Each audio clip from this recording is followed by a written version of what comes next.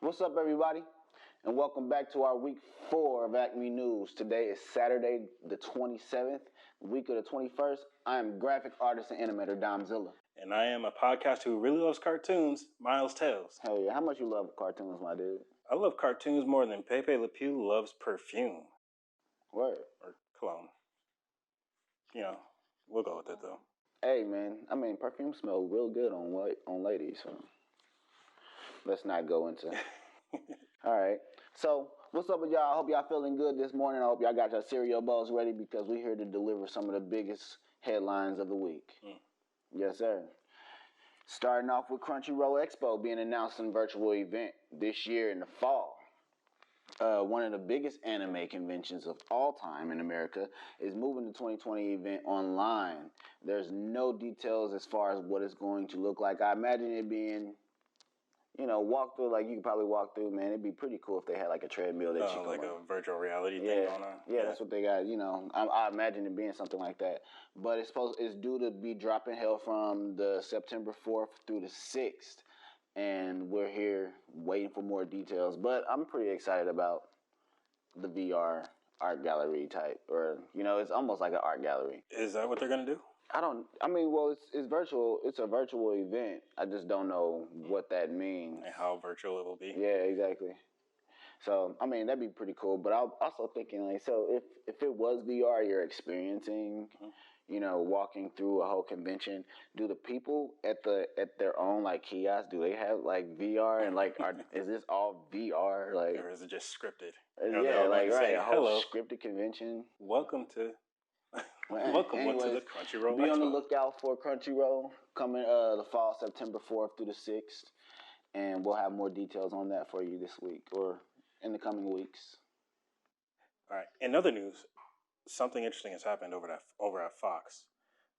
It seems they've decided to order the second season of a show called The Great North, which is being brought to you by the same guys who brought you Bob's Burgers and Central Park. They got the second season before the first season has even started to air.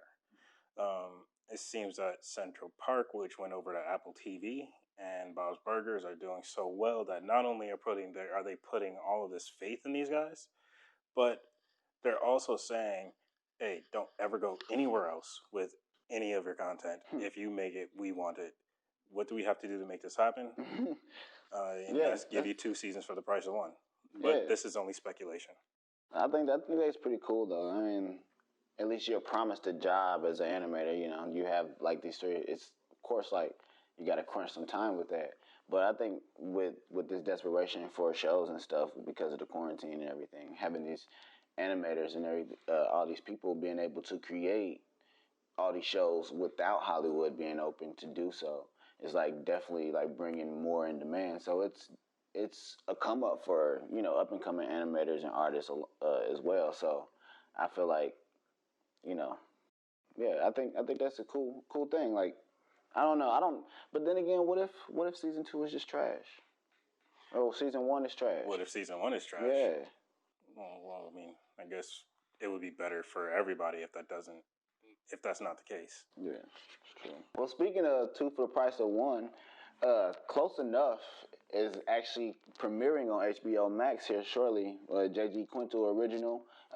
Everybody know who J.G. Quintel is from regular show, Mordecai Rigby and things. And then he's also went down in history as a huge YouTube phenomenon with 2 in the AM PM. Oh yeah, that's right. Yeah, so it's dope work always. But his show is finally coming out. I've been waiting probably 2 years to hear more information about this show, and it's coming out real soon.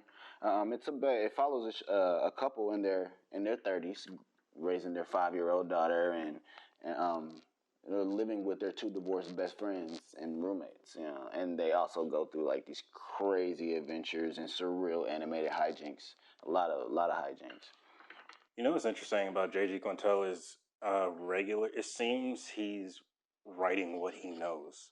Exactly. Yeah. I'm pretty sure he's around our age. I'm just guessing. I haven't looked this up. He's around 34, 35. He's in his 30s. Yeah. So he's making a cartoon about people in their 30s. Whereas with regular show, he was in his 20s, so he made a cartoon about people in their 20s. Exactly. I think that's really smart. That was it. Yeah, that's smart. is extremely relatable. That's why, people fuck with that shit. And it's based on the east side of Los Angeles still. So that's cool. It's not even that far from us. So I can only imagine what it's going to be like. What if there's like landmarks and things in the show? That'd be fantastic. That'd be crazy, yeah. Ooh, hang on, just real quick. What if they kind of merge BoJack Horseman into the universe because they kind of have the same idea? Like, anthropomorphic animals living with humans. Yeah. Do they have animals in this show? I haven't even checked that out yet. Oh, I'm thinking about regular show still. Oh, okay, yeah. I was about to say. It's my bad. That's cool. Moving forward.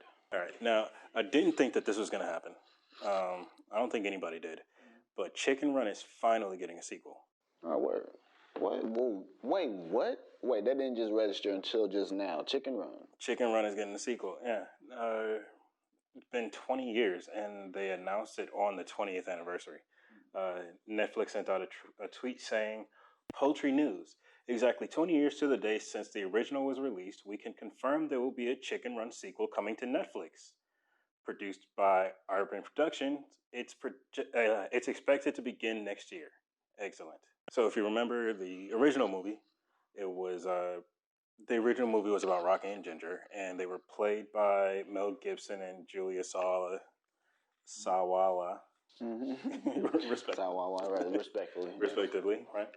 And they led a daring escape from Mrs. Tweedy's farm after she decides to convert it to a chicken pot pie factory.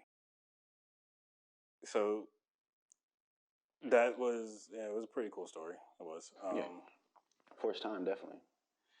We're probably too young to remember this, but the movie actually won an award for Best Animation at the 2001 Critics' Choice Awards. It won nominations at the BAFTAs and at the Golden Globes. So it wasn't just a good movie for kids. Like the adults, they really appreciated it too. In the sequel, we'll be catching up with Rocky and Ginger as they live on a human-free chicken sanctuary with their new hatchling Molly. All right, they'll be living the good life, doing their thing, until a new threat to all chickens everywhere emerges, or something like that. I'm paraphrasing. And they have to risk everything that they've built for their species. Cage-free eggs. They're delicious.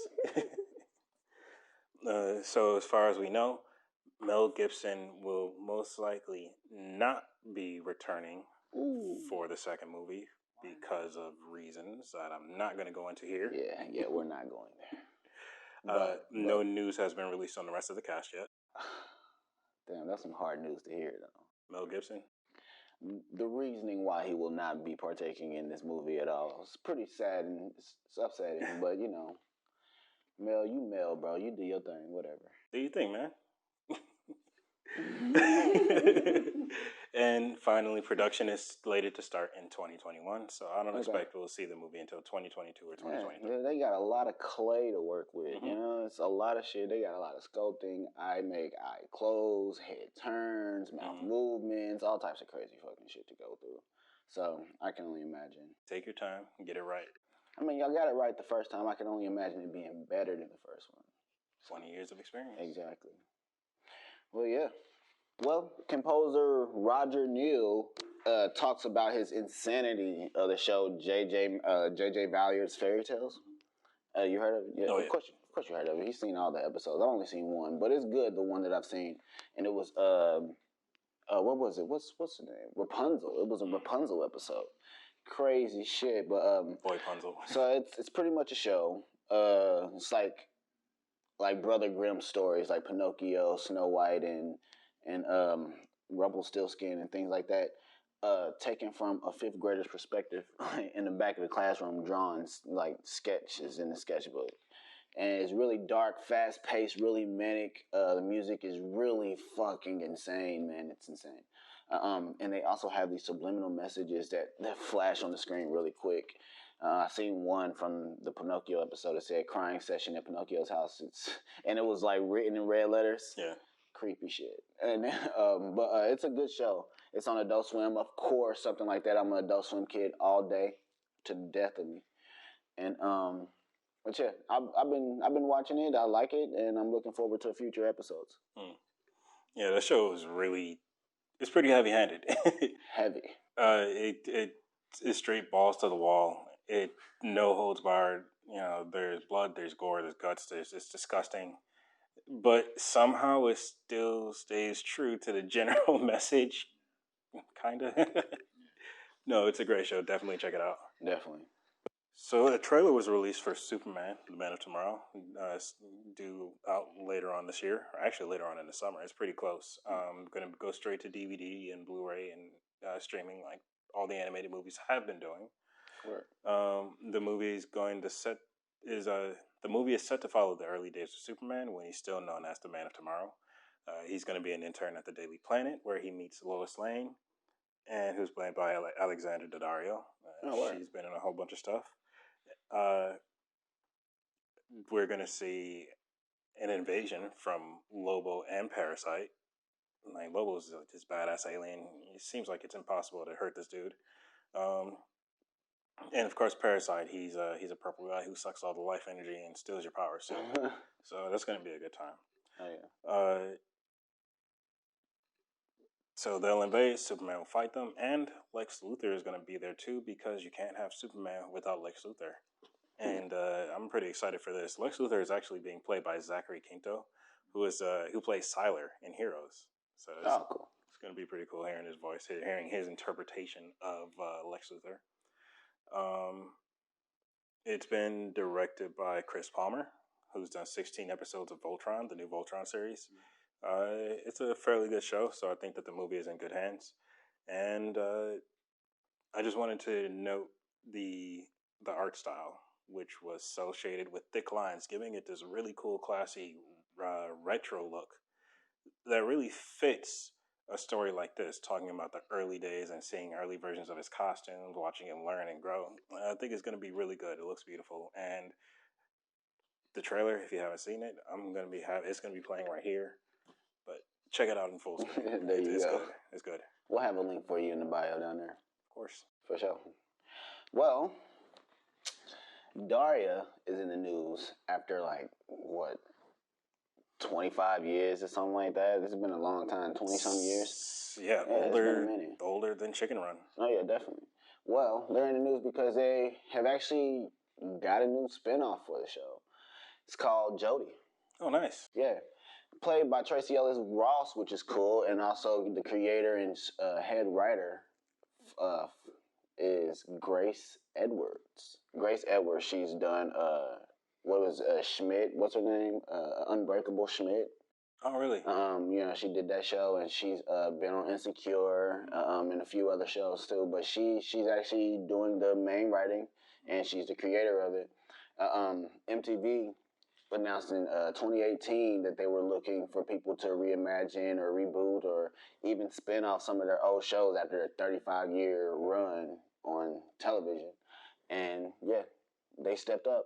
It was going to be called Daria and Jodie at first, but then they wanted to capitalize on Jodie more because Jodie's the shit. Let's just go ahead and man, black women are fucking amazing. So shout out to y'all, man. Y'all got something dope to fucking look forward to and something to watch, and I got something to look forward to too. I was gonna say I'm gonna watch it. Hell yeah, Daria is my shit. It was based on her, but her intellect, bro, her snap, she always went on somebody intellectual, smart, and nobody could really challenge her. They just oh, this bitch is weird.